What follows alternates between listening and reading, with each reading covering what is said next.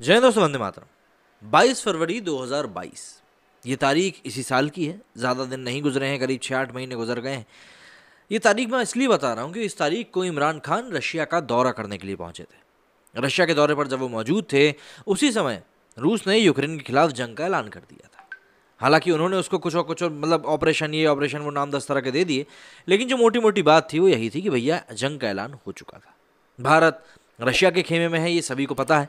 लेकिन उसके बाद भी क्योंकि दुनिया में उसको जियोपॉलिटिक्स में काफ़ी ज़्यादा बैलेंस तरीके से अपने को प्रेजेंट करना है, इसीलिए वो ना अमेरिका के साथ खड़ा दिख रहा है जो कि यूक्रेन के पक्ष में बोल रहा है, और ना ही वो रशिया के पक्ष में बोल रहा है। बस यही बोल रहा है कि भैया लड़ाई किसी भी चीज़ का हल नहीं है।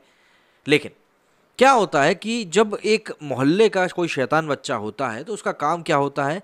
उसका काम होता है कि हर एक चीज़ में गलत चीज़ को बढ़ावा देना। मतलब जहाँ पर भी कोई बुरा काम हो रहा हो, वहाँ पर एक कैटलाइजिंग फैक्टर की तरह काम करना। पाकिस्तान साउथ एशिया में वही काम करता है। कहीं पर कुछ भी गड़बड़ी हो रही हो, उसके तार को जब आप खींचना शुरू करेंगे तो कहीं ना कहीं वो पाकिस्तान से जाकर जुड़ ही जाएंगे। मतलब आप देखिए, भारत में जब अभी पीएफआई को बैन करने का पूरा मामला चल रहा है, उसमें भी टेरर फंडिंग के मामले में पाकिस्तान के लिंक निकलकर सामने आए ही हैं। तो ऐसा नहीं कि उसका नाम कभी नहीं आता। और अब यहाँ पर एक और बात ये निकलकर सामने आ रही है कि यूक्रेन को भारी मात्रा में गोला बारूद जो है वो पाकिस्तान की तरफ से भी दिया जा रहा है। कुछ दिनों पहले तो एक वीडियो भी वायरल हुआ था, लेकिन अब इस बारे में पुख्ता जानकारियां सामने आई हैं। रूसी व्लादिमीर पुतिन और पाकिस्तान के तत्कालीन पीएम इमरान खान की यह तस्वीर 24 फरवरी 2022 की है। इमरान खान तब रूस के दौरे पर थे। उनके मॉस्को पहुंचे कुछ ही घंटे बीते थे कि रूसी सेना ने यूक्रेन के कई शहरों पर हमले शुरू कर दिए। उस वक्त इमरान का एक वीडियो वायरल हुआ था जिसमें वो कह रहे थे कितना सही वक्त है रूस आने का। तब इमरान ने अमेरिका के खिलाफ जाकर रूस से दोस्ती करी थी। हालांकि इसके कुछ ही महीने बाद इमरान खान खुद सत्ता से बेदखल कर दिए गए और अब वही पाकिस्तान रूस के खिलाफ खतरनाक हथियारों को यूक्रेन पहुंचाने में अमेरिका और पश्चिमी देशों की मदद करता दिख रहा है।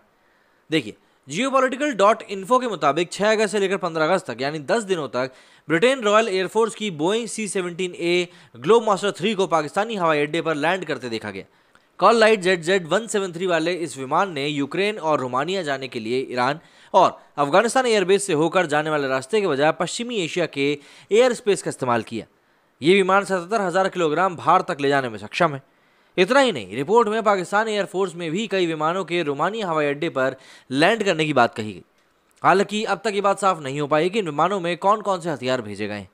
वहीं कुछ एक्सपर्ट का ये जरूर मानना है कि इन विमानों के जरिए पाकिस्तानी ऑर्डिनेंस फैक्ट्री में बने 122 mm के HE आर्टिलरी गोले और 155 mm के आर्टिलरी गोले यूक्रेन भेजे जा रहे हैं। अब जाहिर सी बात है, यहाँ पर बातें काफ़ी ज़्यादा स्पष्ट तौर पर सामने हैं। 155 mm आर्टिलरी गोले का इस्तेमाल होवित्जर तोपों में किया जाता है। RDX भरे ये गोले करीब 23 किलोमीटर दूरी अपने टारगेट को बर्बाद करने में सक्षम होते हैं।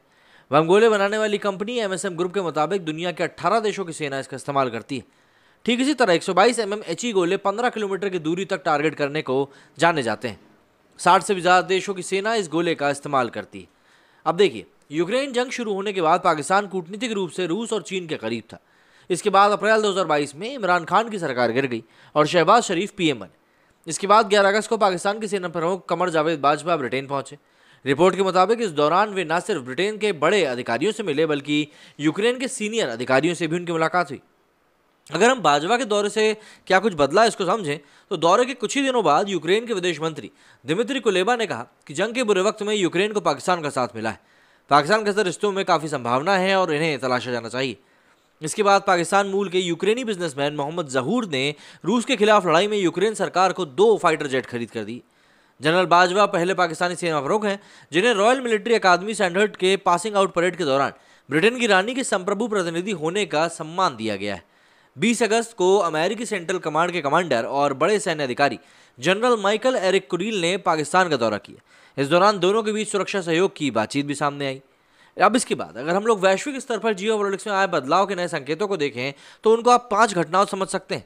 सबसे पहले तो 20 सितंबर से शुरू हुई UNGA यानी कि संयुक्त राष्ट्र की बैठक में भारत, चीन और रूस के राष्ट्रपति ने शिरकत नहीं करी, जबकि अमेरिका इस कार्यक्रम में PM नरेंद्र मोदी की भी मौजूदगी चाहता था।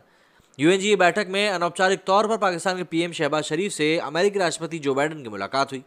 ब्रिटेन दौरा सफल रहने के बाद अब अमेरिका के सेना प्रमुख कमर जावेद बाजवा जल्द ही अमेरिका का दौरा कर सकते हैं। भारत में रूस के राजदूत डेनिस अलिपोव ने कहा कि पाकिस्तान हथियार यूक्रेन भेज रहा है, हम इसकी जांच कर रहे हैं। ये बात सही साबित होती है तो पाकिस्तान को इसके परिणाम भुगतना होंगे और इसे चेतावनी के तौर पर देखा जाना चाहिए। चीन इस जंग में रूस के साथ रहा है और अपने 20,000 करोड़ रुपए से ज़्यादा कर्ज तले दबे पाकिस्तान से भी वो यही उम्मीद करता है। ताइवान को लेकर अमेरिका और चाइना आमने सामने हैं।